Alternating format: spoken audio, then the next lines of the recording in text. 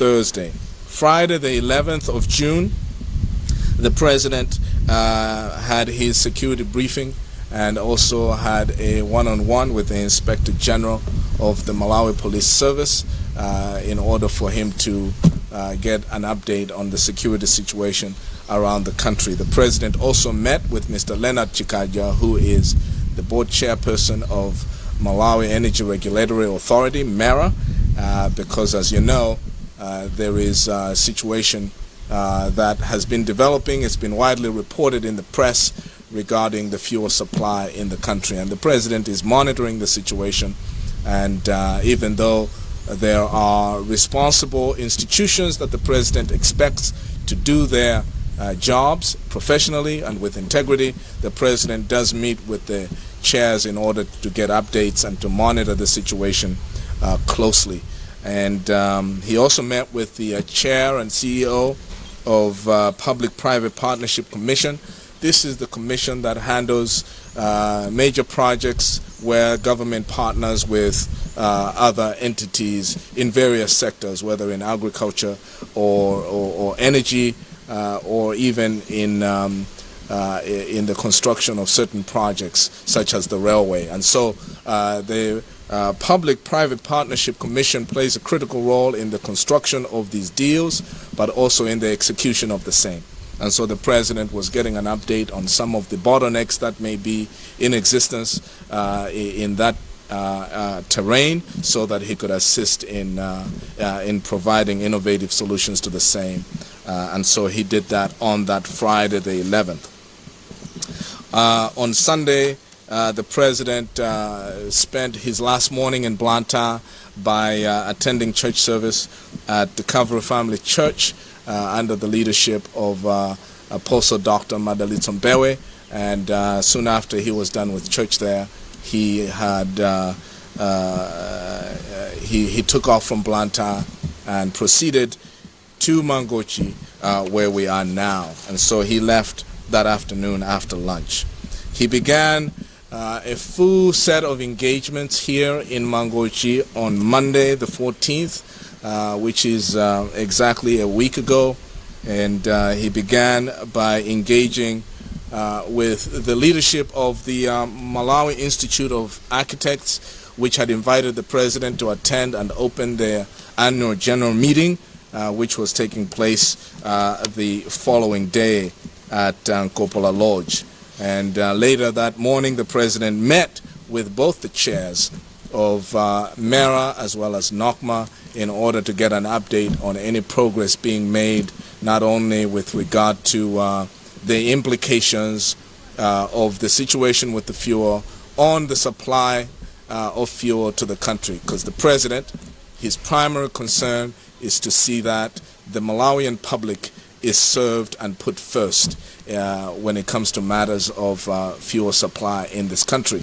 And so he met with the chairs of the two boards of NOCMA and MERA respectively in order to get an update on what measures would be put in place to ensure that fuel supply to Malawi, to minibus drivers, to motorists, to motorbikes, fuel supply for generators is not interrupted by some of the issues that are being addressed in that regard.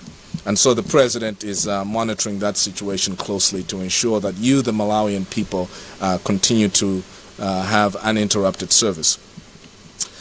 He that same day also met with the Minister of Finance, Honorable Felix Musu, and touched base with him on a number of financing issues across the government framework for programs for the public, because every program that the president initiates or every policy that they put into effect as an administration has financial implications, whether it is the president's agenda to create jobs, the president's agenda to create wealth, the president's agenda to ensure that food security is safeguarded, all of those have financial implications, and so he ensures that he meets regularly with the Minister of Finance to see if there are going to be any financing problems in any of the programs that the President promised the Malawian people.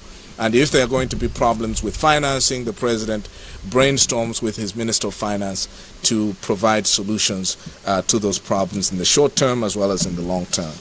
And continuing with that approach, as soon as the President finished having his meeting with the Minister of Finance, he called in the Reserve Bank governor to join them, as well as the Secretary to the President and Cabinet, to tackle some other issues that have ramifications on the financing of government programs across the board.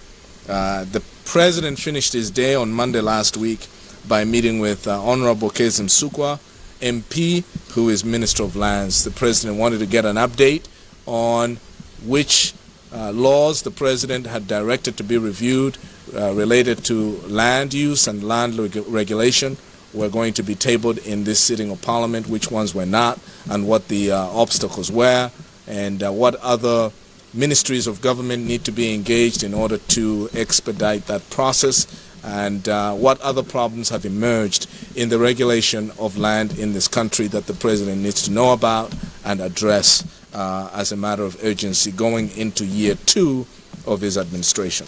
On Tuesday, the 15th of June, the President attended that annual general meeting for the Malawi Institute of Architects, where the President was installed as the official patron for the Institute. And the President committed himself to engaging his administration in a partnership with the Malawi Institute of Architects in the improvement of the standard and quality of public works in the country. The President, on his way back from there, made a brief visit to traditional authority in Bonda, and the President was delighted to be on the ground meeting with Malawians here in the eastern region and hearing their thoughts on their concerns related to the development of their region. The President finished his day by having security briefings with heads of security agencies here, both Malawi Defense Force as well as Malawi Police Service and the National Intelligence Service, because the President wants to make sure that the territorial integrity of Malawi continues to be respected.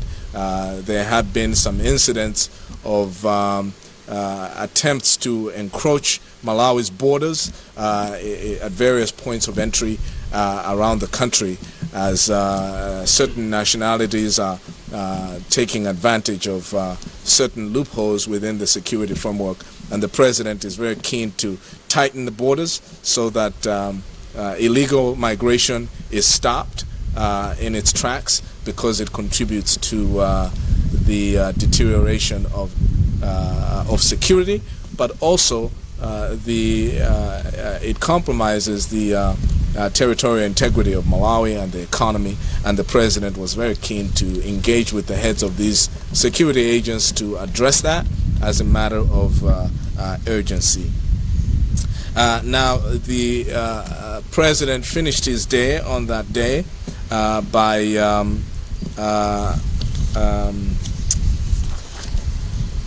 having a one-on-one with the General Vincent Nundwe, who is the commander of the Malawi Defense Force, in his capacity as Commander-in-Chief of the Malawi Defense Force, in order to address some of the issues that need to be tackled with regard to the needs of the security agencies in the country, particularly the Malawi Defense Force, whether it is issues to do with equipment and the like, and also to get updates on certain operations around the region that Malawi is involved in, and the status of men and women in uniform, and what the President needs to do in order to continue encouraging them to be of service to the country as they do. And the President began his day on Thursday, the 17th of June, by having an engagement with Her Excellency Dr. Joyce Banda, who is an alliance partner for the president. The president has engaged the president, the former president, in some of the activities the president wants to see done economically around the country, especially for rural people. The president has always insisted that the true measure, the first measure of success for his administration will have to be the lifting of living standards for people that live in rural areas where people feel most neglected in this country. And so President Joyce Banda provides a lot of counsel to the president in this regard. And that was followed by the summit which the president hosted of his alliance partners coming together. You might recall that Tonse Alliance has 9 parties in it, and the president hosted a summit here at Chikoko Bay, a very successful summit, which the president was very delighted to host here, tackling a number of issues of national concern to Malawians. And so the president is quite keen to be able to incorporate some of those resolutions from that meeting into the governance framework as he moves forward. The president finished his day on Thursday by meeting with Honorable Obin Lowe, Minister of Agriculture, and also meeting with some of the party officials in the region here. And the meeting with the Minister of Agriculture is a continuation of the president's effort to make sure that the successful AIP program, which is being praised by Malawians in the rural areas across the country, is something that is redesigned in order to make it more sustainable going forward, but also that the yield from that program is not lost through mismanagement of the stock. And so the president is monitoring that situation very closely and giving his ideas on how loss of the crop can be prevented. The president finished his week by going to Mpundi and Moto village, where the president engaged in a very emotional interface with the people of these 2 villages who suffered a lot of abuse during the time that Malawi was a one-party state. And so the president, in his capacity both as head of state but also as president of Malawi Congress Party, felt that he was morally bound to live by his creed of national reconciliation. You might recall that one of the pillars of the Chakwera Super High Five is uniting Malawians. The 5 pillars are servant leadership, uniting Malawians, prospering together, ending corruption, and the rule of law.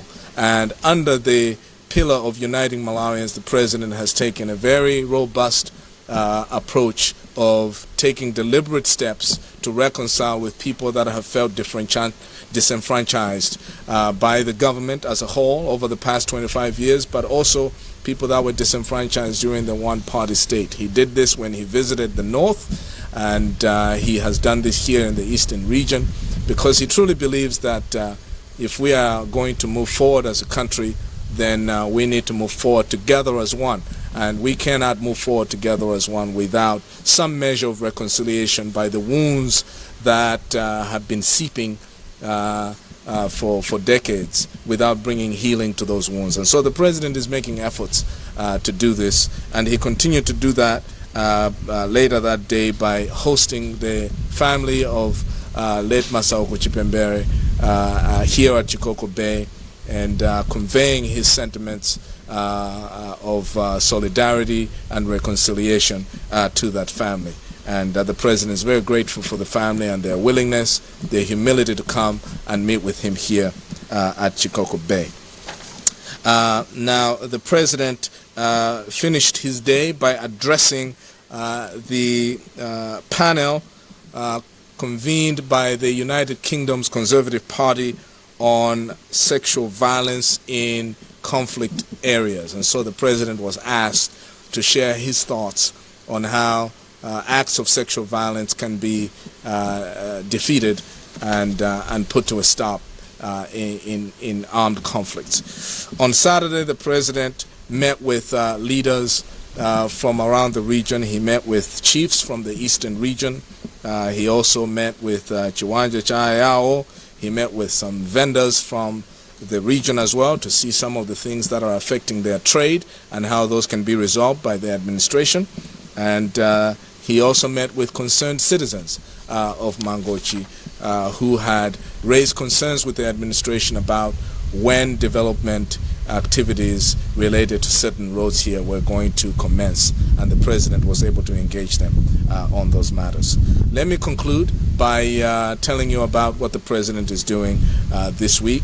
The president this morning just finished a meeting with the Reserve Bank governor. He had asked the governor to come so that the president could share his thoughts on how to address issues of foreign exchange reserves here in the country and how that can be addressed. What are the causative factors causing the fluctuation in the currency, the Malawi kwacha. And so the president met with him this morning, and the president is continuing tackling that problem by engaging with the Minister of Finance on the same.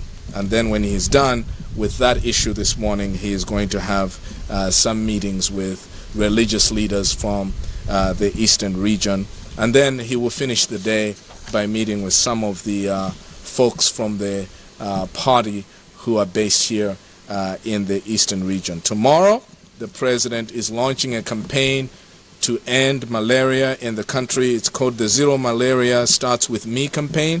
He's going to be launching this campaign from Hippo View Lodge in Liwonde, and then from there he will depart for the capital, where he will spend one night before he departs for Maputo, Mozambique, where the president is going to be attending the extraordinary summit of the Southern Africa Development Community, SADC.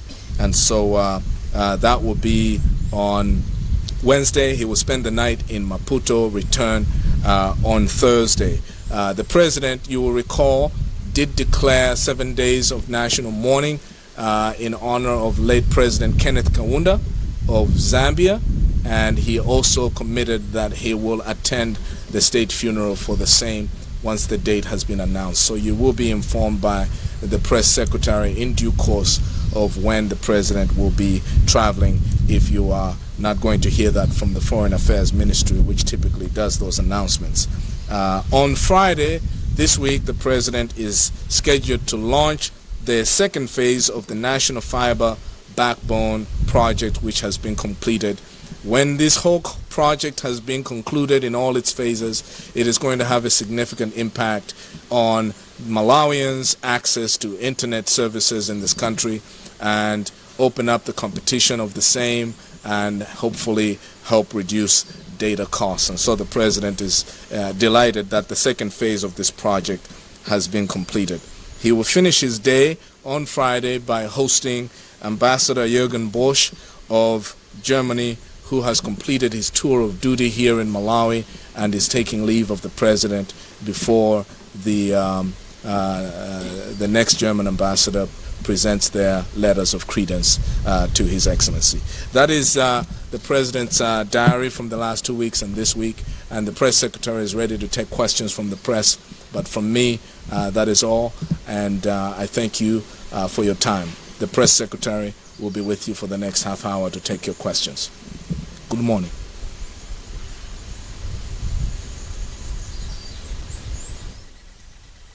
Thank you very much. Executive Assistant to the President and Director of Communications here at State House, Sean Kampon, and we'll now therefore take some of your questions. Please introduce your name and the media house that you are representing. Johannes Simon from The Times.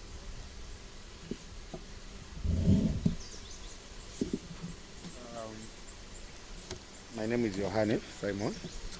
I have two, if not three questions. The first one, you have talked about the Tonse Summit, which took place about 2 or 3 days ago.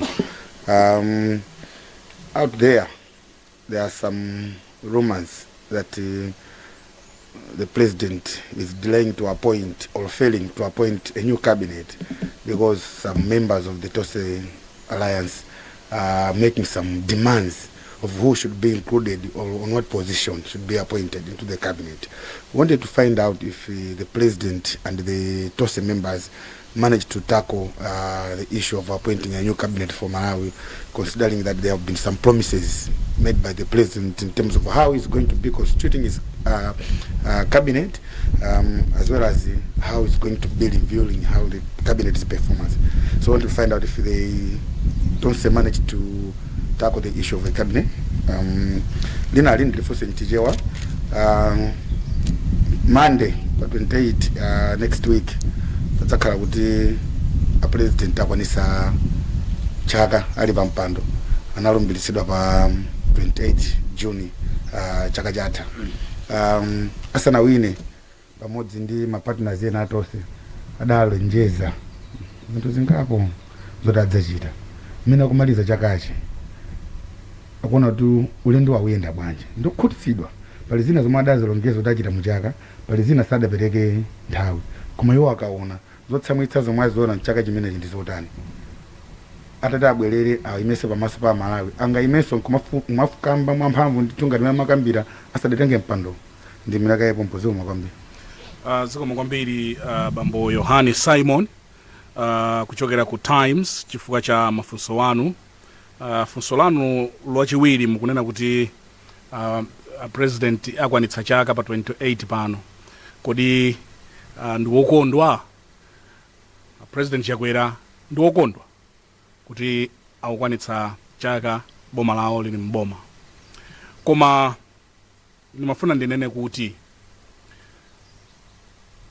mandate imene president Chakwera adapatsidwa kuchokera kwa Malawi ndi mandate ya 5 years. Ndipo president Chakwera achita boma lawo lichita present ma budget 5 mu tenya yawo ya 5 years imene Amalawi anapatsa mu term imene.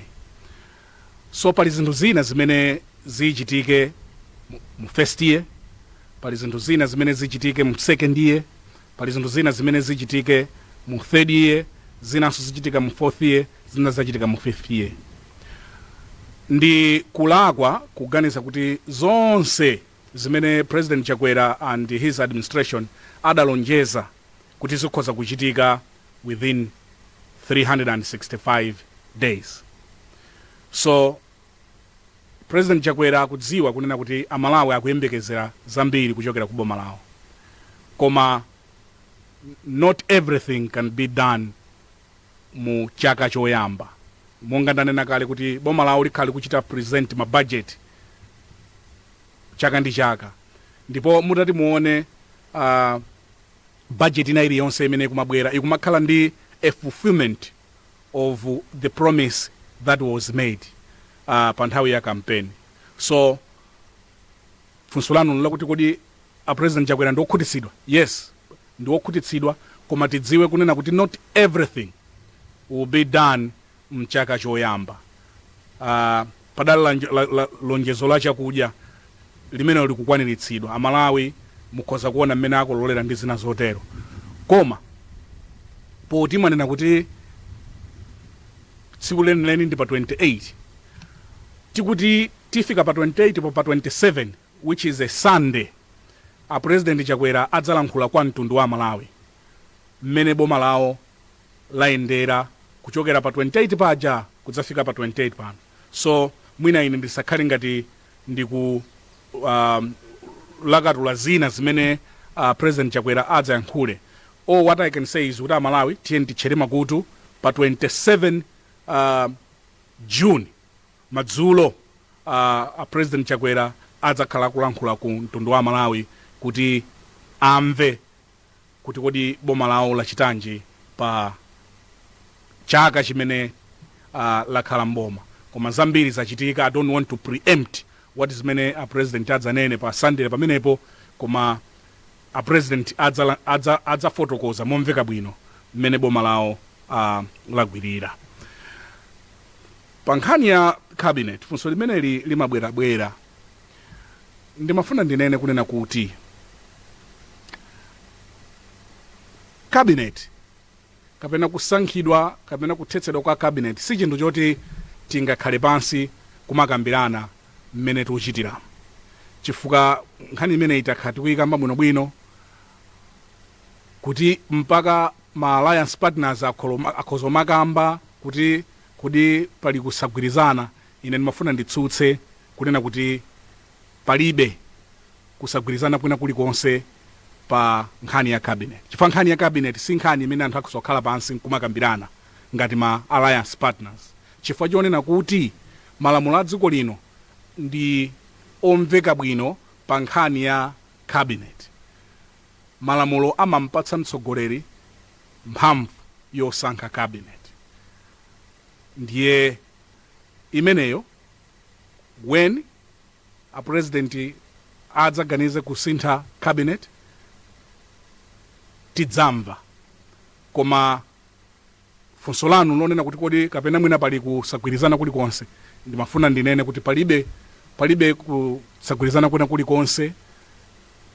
A president akukhala bwino ndi ma alliance partners yawo monga mene munaonera amene anabwera kuno ku Chikoko Bay kudzapanga summit yawo, ndipo inu mutsimikizike kuti ubale uli wamphamvu, ndipo pa nkhani ya cabinet si zinthu zoti angakhale kumakambirana kunena kuti iwe nzanga ugwira apa kamene ugwira apa, chifukwa chonena kuti malamulo amampatsa president mphamvu kuti asankhe cabinet. Funso lina bambo Mlozowa kuchokera ku Zodiac. Yeah, Zinalanga ndi Rafa Mlozowa from Zodiac. My question is on COVID vaccine. Currently, it seems the country is running out of the vaccine, and it seems we have started panicking because most of the people that have their first jab are not finding the vaccine for their second jab. Is government buying the vaccine? Because it seems those that assisted us with the vaccines that we people got are not ready now. We heard of countries like India where they are not allowing the companies that are manufacturing the vaccine to export them. Are we buying? If we are buying, how many are we buying? And if possible, how much has been set aside to buy the vaccine? Thank you very much, Mr. Mlozowa, for your question on vaccine. Indeed, the second dose has started being administered. We, for example, myself, I just got the second vaccine this week, the week that is just ending. So there have been a number of partners because the vaccine was coming in under different donors. The one that you are talking about, there was also one that is coming through the African Union. I may not have the specific numbers. I will refer you to the Ministry of Health. But all what I can say is that President Chakwera is committed in making sure that Malawians are vaccinated. The Ministry of Health is targeting to vaccinate about 11 million people by the end of this vaccination period. We have been helped by our partners in getting the vaccine here. It's a sad story that we also lost some vaccine because people were not forthcoming in getting vaccinated because the vaccine that came had also an expiry date. But suffice to say that the Chakwera administration is committed where they are, need to put aside some funds to buy the vaccine. The Chakwera administration is committed in doing the same. But the nitty-gritty of the vaccination may not be the domain of the State House. I would refer you to the Minister of Health.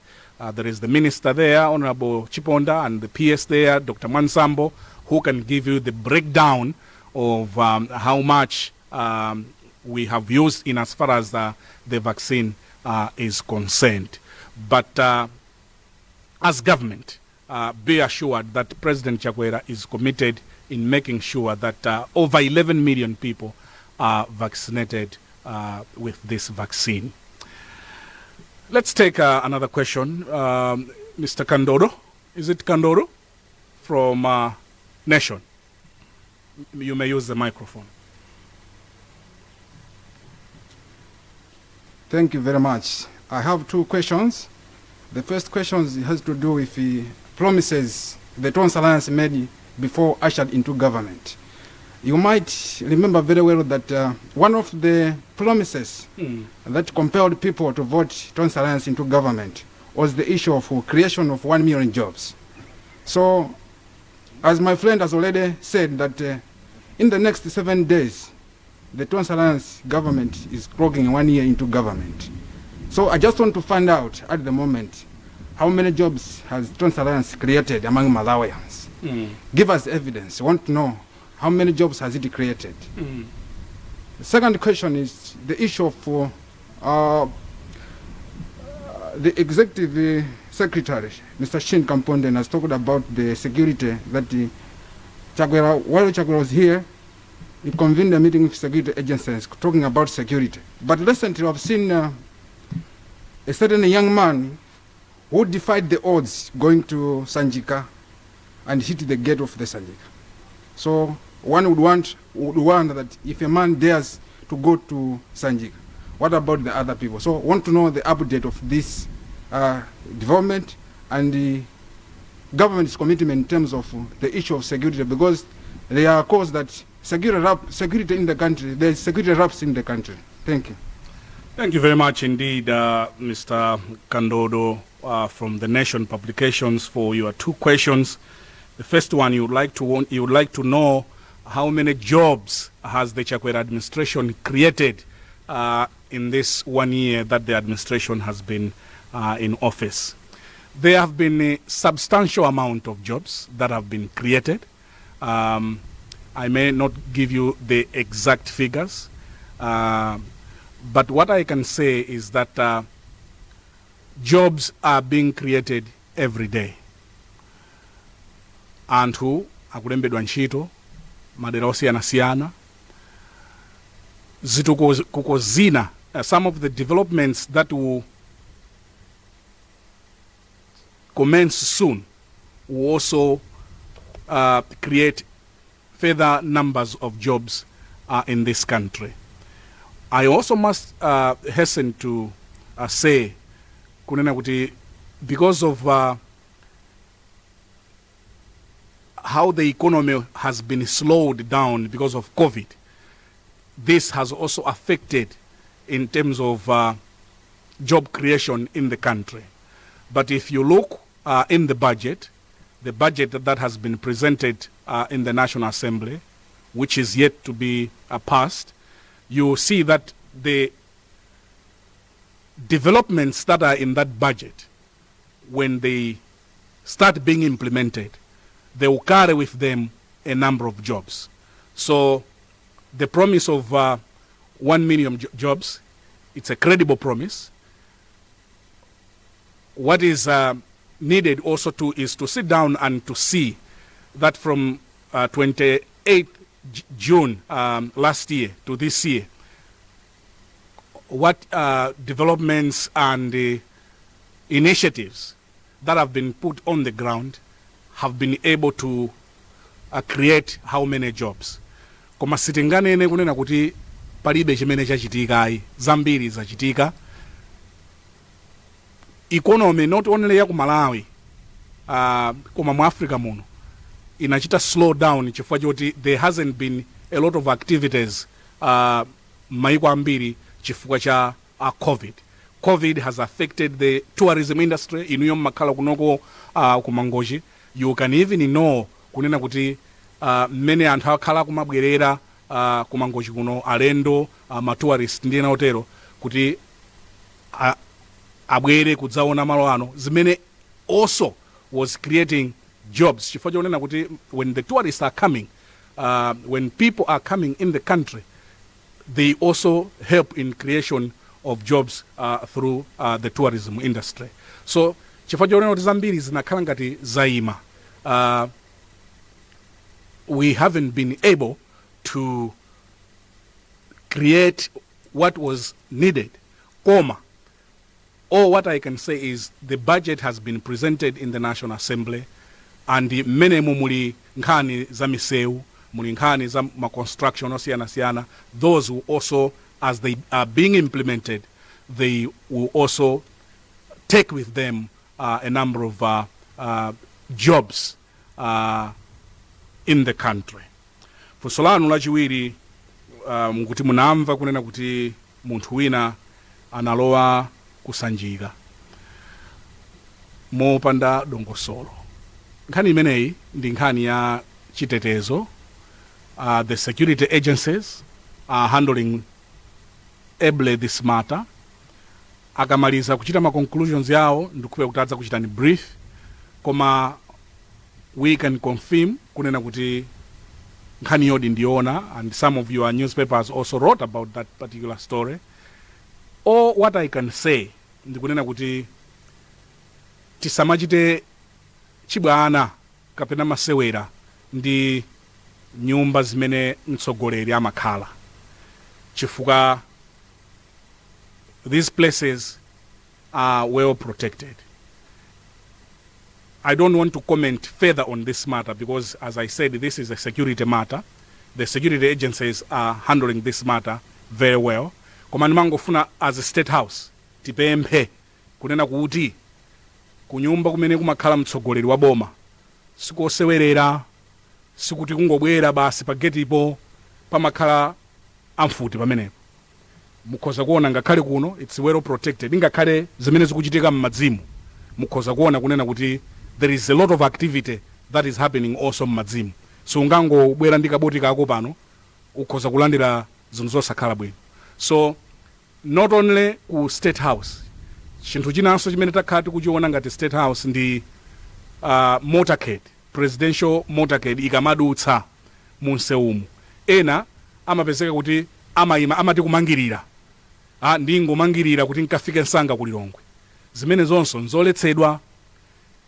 Tisamangirire kapena kuchita join a presidential motorcade chifukwa mudzalandira zosalandira pamene paja. Ndiye tikalola kuti motorcade ija yadutsa tidzidikira ndithu kampata pang'ono kuti idzidziwika kuti motorcade iyo yathera apa, osajoina motorcade chifukwa ina amanena kuti ndingokhala kumbuyo kuti ndikafike nsanga msewu wa clean.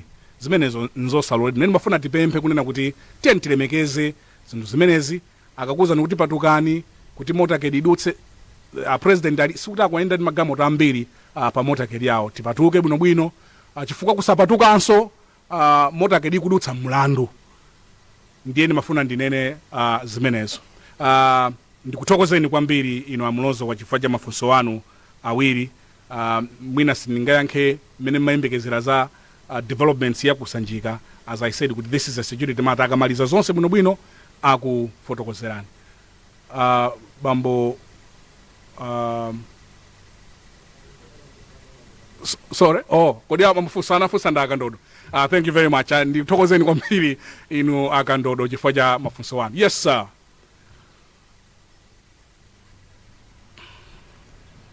Zomwe kwambiri ine ndi Kondwani Magombo. Yes, Mr. Magombo. Kuchokera ku Malawi News Agency. Yes.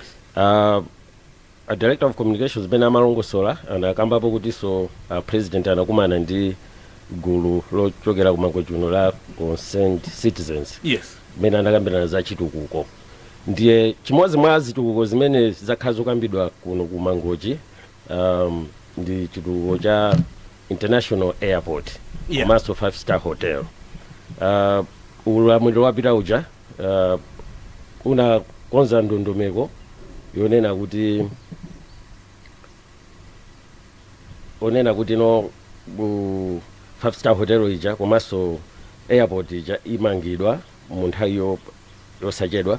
Komanso ananena kuti apeza kale ndalama zimene zigwire ntchito yomanga 5-star hotel imene kufikira kuti anthu ana imisidwa gwira ntchito kapena kulima wa malo amene kumanga airport acha.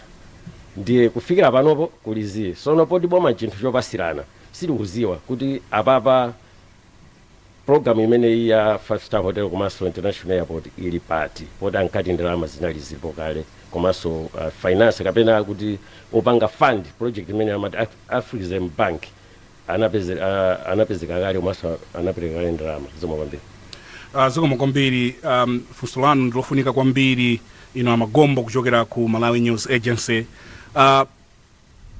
Kuyambira pachiyambi there has been an intention to designate Nankumba, what we are calling the Nankumba Peninsula, to a special economic zone. Ndiye kuti dera linolo kumapita mpaka kuntundako, it's what we are calling the Nankumba Peninsula. Pakufunika kuti pakhale airport, pakhale 5-star hotel, komanso pakhale zinthu zina. Zimenezi kutanthauza kuti there should be a new city imene ingabwere kuno kumangochi. Hotel, mabanki, industrial park, airport, roads, ndi zinthu zina zimene zimayenera kupezeka mu city, because it is President Chakwera's dream and desire to see mzinda dera lino la Mangochi kuti ikhale city. Now, unduna wa trade ndi Reserve Bank of Malawi nda amene akutsogolera ntchito imeneyi. Mwanena kale kunena kuti kugwira ntchito imeneyi and akukambirana pano ndi African Bank ndi anthu ena amene akhoza kuchita finance zinthu ngati feasibility studies, town planning, komanso ndi zinthu zina zofunika. Pamene boma la Malawi lili patsogolo kuchita lead in this development, chikhumbo cha boma la Malawi nkunena kuti pakhale a greater private sector participation, including nkhani ya airport. Sikuti boma lichita lokha likufuna kuti lipeze ma partners pa zinthu ngati zimenezi. Pakadali pano, to answer your question ya nkhani ya airport, tili pa amati conceptual stage, ndiye kuti zama drawing ndi zina zotero.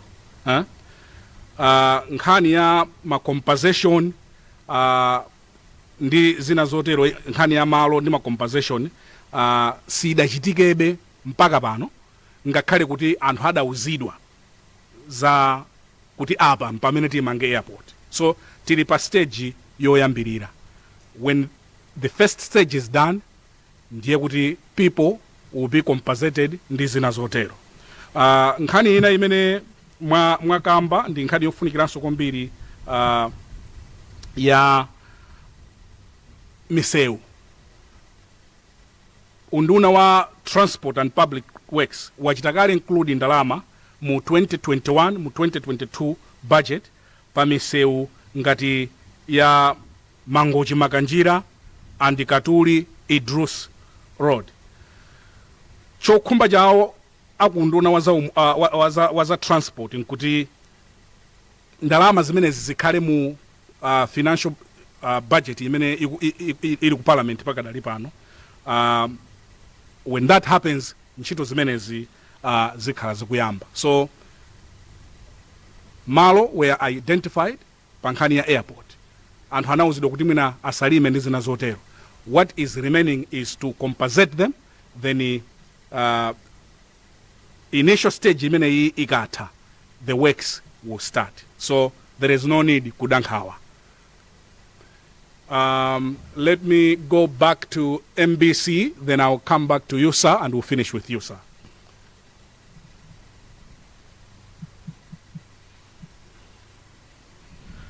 Thanks so much. I am Austin Kachipaya from MBC. People from Mpundi and the Moto villages asked government here in Mangochi, asked government for compensation following political persecution that occurred in 1971. I just want to find out what's the government's commitment on that. Thank you very much, Mr. Kachipeya, for your question.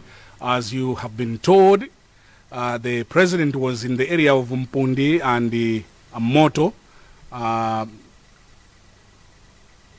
to mend defenses on what happened in 1971. The president explained in detail what happened. I don't want to go further on that one. it is indeed true mwina tiyankhule nchichewa kuti anthu akumpundiko ndi kumotoko amve. Anthu akumeneko adapempha a president kunena kuti kuti sitingalandire chipepeso pa zimene zinachitika. A president akulankhulanso kumeneko ananena kunena kuti nzofunika kuti tipange zinthu bwino chifukwa chipepesocho sikuti sichidachitike.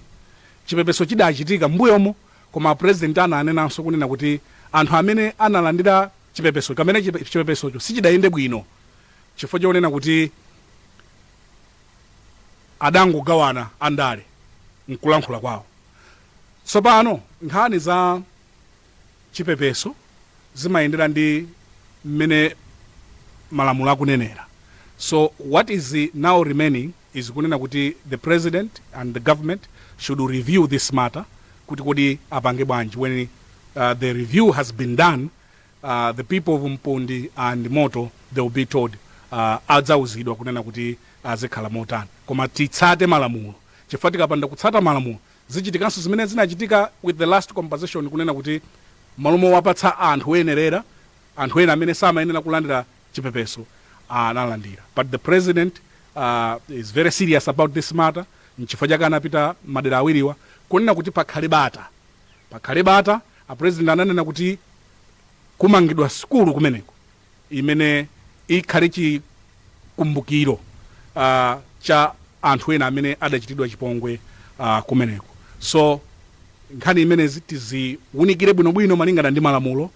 Then when the review is done, the people of the two villages will be told on the way forward. Yes, sir. Blessings, Camila, Ankariba TV and radio. Yes. The Minister of Agriculture met the President recently. I just want to know if they tackled an issue of buying produce from the farmers. And is the President aware that farmers are still waiting for the ADMAC?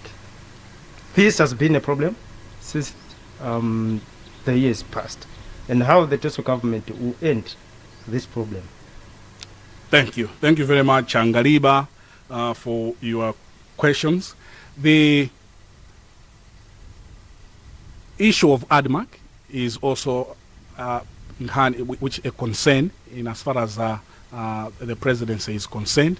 The current administration is finding the lasting solution to address nkhani ya ADMAC, because ndipofunika kunena kuti Malawi adzigulidwa zinthu zawo padzikhala misika readily available. So the Malawi government is going to empower ADMAC, and this is why the minister is constantly in touch with the president, because the president is also committed in making sure kunena kuti Malawi adzikhala ndi misika readily available monga mene zayendera chaka chino. So to answer your question, Malawi athandizika mwamsanga with the interventions that the Malawi government is going to make in as far as ADMAC is concerned. The minister and the Minister of Agriculture will be addressing Malawians posachedwa also on the same. I don't want to preempt what they are going to say, but be assured kunena kuti it is the wish of President Chakwera to see to sing to it kuti Malawi ali ndi opportunity kapena kuti mwayi ogulitsa zinthu zawo mosavutikira komanso mopanda mavuto naliwonse komanso pamtengo wabwino. So plans are underway on the same. The ministry will keep you updated. Unfortunately, we have run out of time. We are given an hour by the broadcasting houses, and we don't want to abuse that block of time. If you have further questions, we are still here. Let's keep on talking, and I should be able to also take your questions even after this press briefing. On that note, I would like to sincerely thank you for coming to Chikoko Bay on this beautiful Monday morning. We wish we had more time, but as I said, we are given a 1 hour slot by media houses, and we as State House, we don't want to abuse that privilege that the media houses have given us. And We look forward to seeing you again when we are in this region. Otherwise, as you have already said, we return to the capital tomorrow. And until that time, thanking you very much, and would like to, in a special way, to thank the Deputy Secretary General of the Malawi Congress Party, Honorable Gerard Kazembe, for being with us in this briefing. Thank you very much, members of the press from Mangochi, and have a good afternoon. Mr. Brian Banda, the press secretary.